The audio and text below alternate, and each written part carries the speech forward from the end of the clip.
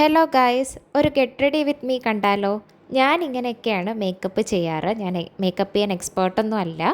ഇത് ഞാനൊരു ഫംഗ്ഷന് പോകാൻ വേണ്ടിയിട്ട് ഇടുന്ന മേക്കപ്പാണ്. ഫസ്റ്റ് ക്ലെൻസർ യൂസ് ചെയ്ത് ഫേസ് ഫുൾ ക്ലെൻസ് ചെയ്തു, ദെൻ ടോണർ യൂസ് ചെയ്തു. നെക്സ്റ്റ് സ്റ്റെപ്പായിട്ട് സെറമാണ് യൂസ് ചെയ്യുന്നത്.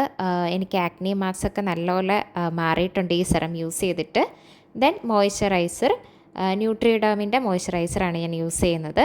അതിനുശേഷം സൺസ്ക്രീൻ. ഇപ്പോൾ വളരെ ഇമ്പോർട്ടൻ്റ് ആയിട്ടുള്ളൊരു സ്കിൻ കെയറിൽ പെടുന്ന ഒന്നാണല്ലോ സൺസ്ക്രീൻ ഇട്ടതിന് ശേഷം ഞാൻ പിന്നെ ചെയ്യുന്നതാണ് ലിപ് ബാമാണ് ഇടുന്നത്. എൻ്റെ ലിപ്സൊക്കെ വളരെ ഡ്രൈ ആണ്. സോ എനിക്ക് ഏറ്റവും മസ്റ്റായിട്ട് ചെയ്യേണ്ട ഒന്നാണ് ലിപ് ബാം ഇടുന്നത്.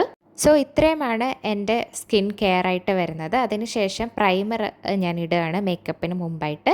ദെൻ സ്കിന്നിനൊരു ഗ്ലോ കിട്ടാൻ വേണ്ടിയിട്ട് ഒരു ഓയിൽ ഞാൻ ഇടുകയാണ്. റെനിയുടെ ഒരു സ്കിൻ ഗ്ലോ എന്ന് പറഞ്ഞിട്ടുള്ളൊരു ഓയിലാണ് ഞാനിവിടെ അപ്ലൈ ചെയ്യുന്നത്.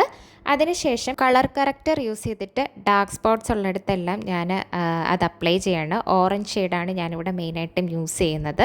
ആക്നി മാർക്സിൻ്റെ ഒക്കെ ഡാർക്ക് സ്പോട്ട്സ് ഉണ്ടെങ്കിൽ അവിടെയൊക്കെ ഞാൻ മെയിനായിട്ട് ഇത് യൂസ് ചെയ്യാറുണ്ട്. അതിനുശേഷം ബോബി ബ്രൗണിൻ്റെ കൺസീലർ വെച്ച് നമ്മൾ എവിടെയൊക്കെയാണോ കളർ കറക്റ്റർ അപ്ലൈ ചെയ്ത് അവിടെയെല്ലാം ഞാനത് ഇട്ട് കൺസീൽ ചെയ്യാണ്.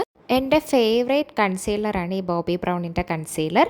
നെക്സ്റ്റ് ഇതേ കൺസീലർ ഉപയോഗിച്ച് ഞാൻ ഐബ്രോസിൻ്റെ മുകളിലും താഴെയിട്ട് ഇങ്ങനെ ഹൈലൈറ്റ് ചെയ്യാണ് ഐബ്രോസ്. സോ മെയിനായിട്ട് നമ്മൾ ശ്രദ്ധിക്കേണ്ടത് നല്ലപോലെ ഇത് സ്കിന്നുമായിട്ട് ബ്ലെൻഡ് ചെയ്യുക എന്നുള്ളതാണ്.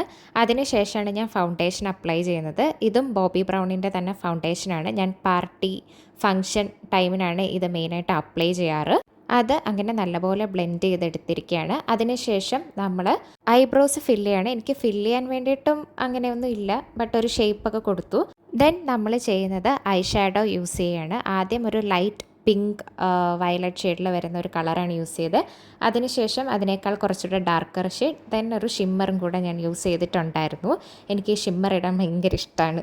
അപ്പോഴേക്കും ഞാൻ സ്വെറ്റ് ചെയ്യാൻ തുടങ്ങി. അപ്പോൾ ഇതൊരു ഫേസ് പേപ്പർ എന്ന് പറഞ്ഞിട്ടൊരു പേപ്പറാണ്. അത് നമുക്ക് മേക്കപ്പൊക്കെ ഇട്ടതിന് ശേഷം സ്വെറ്റ് ചെയ്യുന്നെങ്കിൽ ഈ പേപ്പർ യൂസ് ചെയ്ത് അത് നമുക്ക് അബ്സോർബ് ചെയ്യാം. ദെൻ കാജൽ അപ്ലൈ ചെയ്യാണ്. ഫസ്റ്റ് ഞാൻ ഇട്ട കാജൽ ഐക്കോണിക് കാജലാണ്. പിന്നെ ഇത് OGയുടെയാണ് മുകളിലായിട്ട് യൂസ് ചെയ്യുന്നത്.